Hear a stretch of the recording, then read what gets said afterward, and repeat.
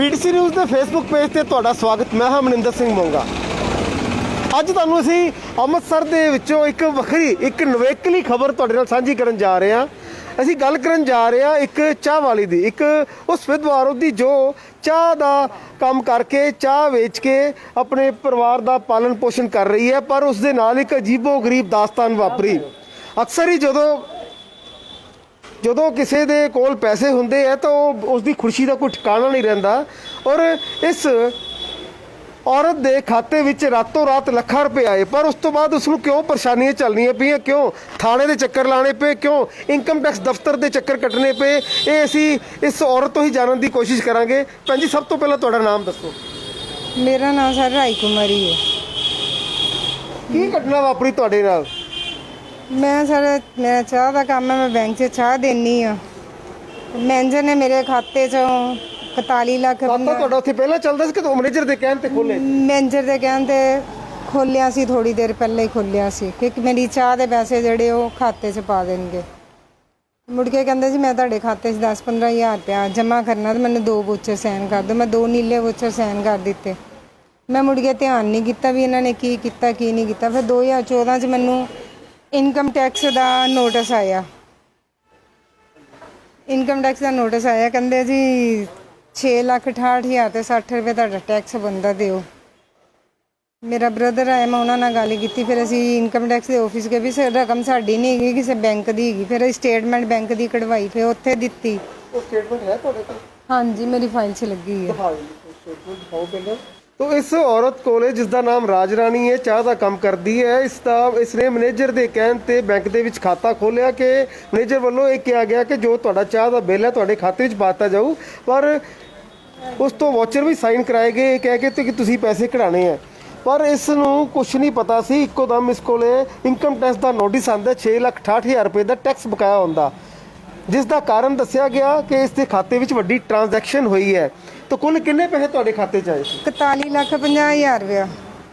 41,50,000 ਤੁਹਾਨੂੰ ਨਹੀਂ ਪਤਾ ਤੁਹਾਡੇ ਖਾਤੇ 'ਚ ਆਏ ਤੇ ਕੱਢੇ ਵੀ ਗਏ? नहीं, ਮੈਨੂੰ ਕੁਝ ਨਹੀਂ ਪਤਾ ਸਰ। ਮੈਨੂੰ ਇਨਕਮ ਟੈਕਸ ਦਾ ਆਫਿਸ ਉਹ ਇਨਕਮ ਟੈਕਸ ਦਾ ਨੋਟਿਸ ਆਇਆ, ਫਿਰ ਮੈਨੂੰ ਪਤਾ ਲੱਗਾ ਕਿ ਮੇਰੇ ਖਾਤੇ 'ਚ ਇੰਨੇ ਪੈਸੇ ਜਮ੍ਹਾਂ ਵੀ ਹੋ ਗਏ ਤੇ ਕਢਾਏ ਵੀ ਗਏ। ਅੱਗੇ ਕੀ ਕਾਰਵਾਈ ਕੀਤੀ ਗਈ ਫਿਰ ਅਸੀਂ ਕਮਿਸ਼ਨਰ ਕੋ ਗਏ, ਉਹਨਾਂ ਅੱਗੇ ਰਿਕੁਐਸਟ ਕੀਤੀ। ਫਿਰ ਉਹਨਾਂ ਨੇ ਅੱਗੇ ਫਾਈਲ ਸੀਏ ਸਟਾਫ ਕੋਲ ਭੇਜੀ। ਓਕੇ, तो ये अलग-अलग समय 'ਚ ਇਹਨਾਂ ਵੱਲੋਂ ਪੈਸੇ ਤੁਹਾਡੇ ਖਾਤੇ 'ਚ ਪਾ ਕੇ ਕੱਢੇ ਗਏ? ਸਿਰਫ ਕਲੋਜ਼ਿੰਗ ਦੇ ਦਿਨਾਂ 'ਚ ਸਰ, ਜਦੋਂ ਕਲੋਜ਼ਿੰਗ ਹੁੰਦੀ ਬੈਂਕ ਦੀ, ਕਲੋਜ਼ਿੰਗ ਦੇ ਦਿਨਾਂ 'ਚ, ਫਰਵਰੀ ਮਾਰਚ ਦੇ ਮਹੀਨਿਆਂ 'ਚ, ਮਾਰਚ ਤੇ ਅਗਸਤ 'ਚ। ਅਲੱਗ-ਅਲੱਗ ਸਾਲਾਂ ਦੌਰਾਨ? ਹਾਂਜੀ, ਨਹੀਂ ਹੈਗੀ ਇੱਕੋ ਸਾਲ ਦੀ।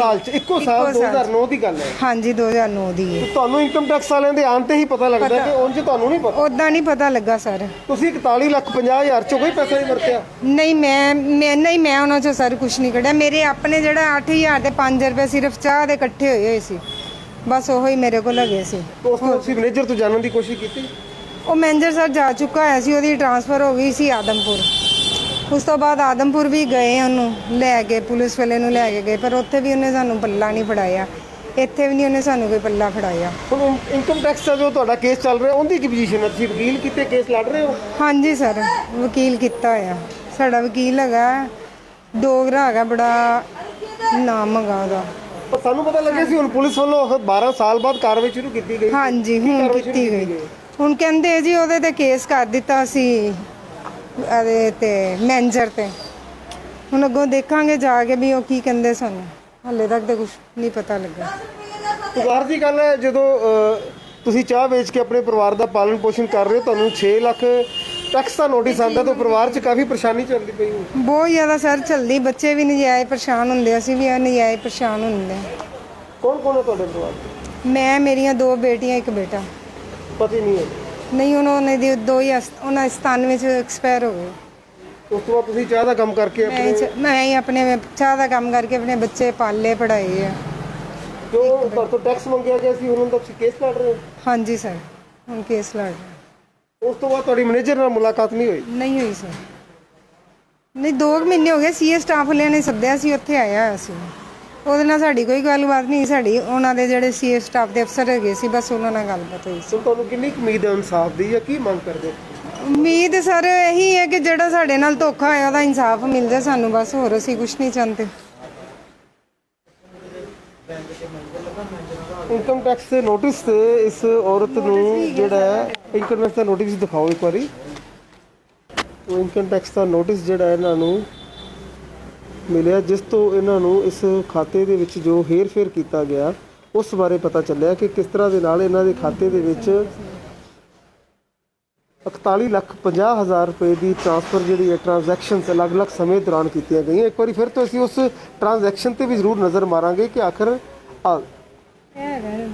6,68,060 ਰੁਪਏ ਦਾ ਟੈਕਸ ਬਕਾਇਆ ਜਿਹੜਾ ਇਹਨਾਂ ਵੱਲ ਕੱਢਿਆ ਗਿਆ, ਕਿਉਂਕਿ ਇਹਨਾਂ ਦੇ ਖਾਤੇ ਵਿੱਚ ਵੱਡੀਆਂ ਰਕਮਾਂ ਦਾ ਹੇਰ ਫੇਰ ਜਿਹੜਾ ਉਹ ਹੋਇਆ ਸੀ। ਤਾਂ ਜ਼ਾਹਿਰ ਜੀ ਗੱਲ ਹੈ, ਇੱਕ ਗਰੀਬ ਔਰਤ ਜੋ ਬੜੀ ਮਿਹਨਤ ਦੇ ਨਾਲ ਚਾਹ ਤਾਂ ਇੱਕ ਇੱਕ ਕੱਪ ਵੇਚ ਕੇ ਆਪਣੇ ਪਰਿਵਾਰ ਦਾ ਪਾਲਣ ਪੋਸ਼ਣ ਕਰ ਰਹੀ ਹੈ, ਉਸ ਦੇ ਲਈ ਇੱਕ ਵੱਡੀ ਪਰੇਸ਼ਾਨੀ ਦਾ ਸਬਬ ਬਣਿਆ ਜਦੋਂ ਉਸ ਨੂੰ ਇਨਕਮ ਟੈਕਸ ਦਾ ਨੋਟਿਸ ਆਇਆ ਔਰ ਜਾਣ ਤੋਂ ਬਾਅਦ ਇਹ ਪਤਾ ਲੱਗਿਆ ਕਿ ਉਸ ਦੇ ਖਾਤੇ ਵਿੱਚ ਲੱਖਾਂ ਰੁਪਏ ਦਾ ਹੇਰ ਫੇਰ ਹੋਇਆ। ਔਰ ਹੁਣ ਇਨਕਮ ਟੈਕਸ ਦੇ ਨਾਲ ਜਿੱਥੇ ਕੇਸ ਲੜਨਾ ਪੈ ਰਿਹਾ, ਉਸ ਦੇ ਨਾਲ ਬੈਂਕ ਮੈਨੇਜਰ ਨੂੰ ਉਸ ਦੇ ਕੀਤੇ ਦੀ ਸਜ਼ਾ ਦਿਵਾਉਣ ਦੇ ਲਈ ਵੀ ਵੱਡੀਆਂ ਪਰੇਸ਼ਾਨੀਆਂ ਜਿਹੜੀਆਂ ਉਹ ਝੱਲਣੀਆਂ ਪੈ ਰਹੀਆਂ।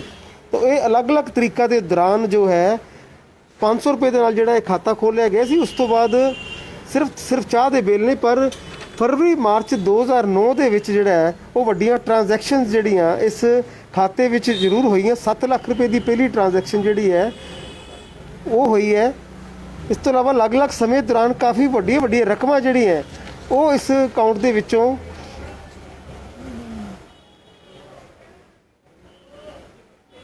7 ਲੱਖ 9 ਲੱਖ 9.5 ਲੱਖ 7 ਲੱਖ ਦੀ ਕਾਰ ਹੀ ਹੈ। 31 ਮਾਰਚ 2010 20 ਲੱਖ ਤੋਂ ਅਲੱਗ-ਅਲੱਗ ਸਮੇਂ ਦੌਰਾਨ ਕਾਫੀ ਵੱਡੀਆਂ ਰਕਮਾਂ ਜਿਹੜੀਆਂ ਉਹ ਹੇਰ ਫੇਰ ਕੀਤਾ ਗਿਆ। ਤਾਂ ਜ਼ਾਹਿਰ ਜੀ ਗੱਲ ਹੈ, ਕੋਈ ਵੱਡਾ ਹੇਰ ਫੇਰ ਜੋ ਹੈ ਮੈਨੇਜਰ ਦੀ ਮਿਲੀ ਭੁਗਤ ਨਾਲ ਕੀਤਾ ਗਿਆ ਜਾਂ ਕੋਈ ਬਲੈਕ ਐਂਡ ਵਾਈਟ ਤੋਂ ਕੁਝ ਵੀ ਹੋ ਸਕਦਾ ਹੈ। ਵੱਡਾ ਇੱਕ ਤੁਹਾਡੇ ਲਈ ਪਰੇਸ਼ਾਨੀ ਦਾ ਕਾਰਨ ਬਣਿਆ, ਕਿਉਂਕਿ ਜਿਹੜੇ ਪੈਸੇ ਸੀ ਇਹ ਡਰੱਗ ਮਨੀ ਵੀ ਹੋ ਸਕਦੀ ਹੈ, ਕੋਈ ਅੱਤਵਾਦੀਆਂ ਦੇ ਮਦਦ ਕਰਨ ਲਈ ਪੈਸੇ ਵਰਤੇ ਗਏ ਹੋ ਸਕਦੇ। ਤਾਂ ਤੁਸੀਂ ਹੁਣ ਅੱਗੇ ਕੀ ਕਾਰਵਾਈ ਕਰ ਰਹੇ ਹੋ? ਅੱਗੇ ਤੇ ਕਾਰਵਾਈ ਸਰ ਹੁਣ ਤੇ ਪੁਲਿਸ ਨੇ ਕਰਨੀ, ਅਸੀਂ ਤੇ ਹੁਣ ਕੁਝ ਵੀ ਨਹੀਂ ਕਰ ਸਕਦੇ ਨਾ। ਹੁਣ ਤੇ ਪੁਲਿਸ ਦੇ ਹੱਥ ਹੈ ਵੀ ਉਹ ਕੀ ਕਰਦੇ ਆ।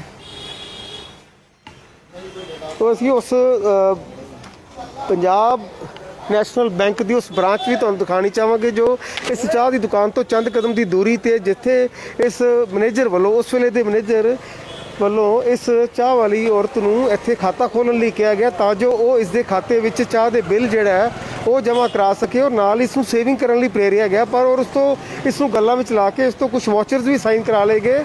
ਪਰ ਇਸ ਗਰੀਬ ਔਰਤ ਨੂੰ ਕੁਝ ਨਹੀਂ ਪਤਾ ਸੀ, ਕਿਉਂਕਿ ਇਹ ਅਨਪੜ੍ਹ ਗਰੀਬ ਔਰਤ ਇੰਨਾ ਨਹੀਂ ਸਮਝ ਸਕਦੀ ਕਿ ਮੋਬਾਈਲ ਤੇ ਮੈਸੇਜ ਆਉਂਦੇ ਨੇ ਜਾਂ ਕੁਝ ਹੋ ਸਕਦਾ ਮੈਨੇਜਰ ਵੱਲੋਂ ਮੈਸੇਜ ਵੀ ਜਿਹੜੇ ਬਲੌਕ ਕਰ ਦਿੱਤੇ ਗਏ ਹਨ। ਪਰ ਜਦੋਂ ਇਨਕਮ ਟੈਕਸ ਦਾ ਨੋਟਿਸ ਆਇਆ ਤਾਂ ਇਸ ਨੂੰ ਪਤਾ ਲੱਗਿਆ 6,68,000 ਰੁਪਏ 6,68,050 ਰੁਪਏ ਦਾ ਇਨਕਮ ਟੈਕਸ ਇਸ ਵੱਲ ਬਕਾਇਆ ਕੱਢਿਆ ਗਿਆ, ਜੋ ਇਸ ਔਰਤ ਲਈ ਵੱਡੀ ਪਰੇਸ਼ਾਨੀ ਦਾ ਸਬਬ ਬਣਿਆ।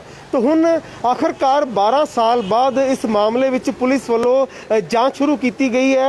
ਉਸ ਵੇਲੇ ਦੇ ਬੈਂਕ ਮੈਨੇਜਰ ਨੂੰ ਨਾਮਜ਼ਦ ਕੀਤਾ ਗਿਆ। ਪਰ ਹੈਰਾਨੀ ਦੀ ਗੱਲ ਹੈ ਕਿ ਇੱਕ ਜ਼ਿੰਮੇਵਾਰ ਅਹੁਦੇ ਤੇ ਹੁੰਦਿਆਂ ਇਸ ਮੈਨੇਜਰ ਵੱਲੋਂ ਇਸ ਚਾਹ ਵਾਲੀ ਗਰੀਬ ਵਿਧਵਾ ਔਰਤ ਦੇ ਨਾਲ ਐਡੀ ਵੱਡੀ ਜੋ ਠੱਗੀ ਮਾਰੀ ਗਈ, ਜਿਸ ਦੇ ਕਾਰਨ ਇਸ ਪਰਿਵਾਰ ਨੂੰ ਬਹੁਤ ਜ਼ਿਆਦਾ ਪਰੇਸ਼ਾਨੀ ਚੱਲਣੀ ਪੈ ਰਹੀ। ਤਾਂ ਜਿਹੇ ਚੀਜ਼ ਔਰਤ ਦੀ ਇਹੀ ਮੰਗ ਹੈ ਕਿ ਉਸ ਨੂੰ ਇਨਸਾਫ ਦਿੱਤਾ ਜਾਵੇ। ਹੁਣ ਦੇਖਣ ਵਾਲੀ ਗੱਲ ਹੈ ਕਿ ਆਖਰ ਇਸ ਚਾਹ ਵਾਲੀ ਗਰੀਬ ਔਰਤ ਨੂੰ, ਵਿਧਵਾ ਔਰਤ ਨੂੰ ਇਨਸਾਫ ਕਦੋਂ ਮਿਲਦਾ ਹੈ। ਕੈਮਰਾ ਪਰਸਨ ਰਾਜ ਕੁਮਾਰ ਦੇ ਨਾਲ ਮਨਿੰਦਰ ਸਿੰਘ ਮੋਂਗਾ, PTC ਨਿਊਜ਼ ਅੰਮ੍ਰਿਤਸਰ।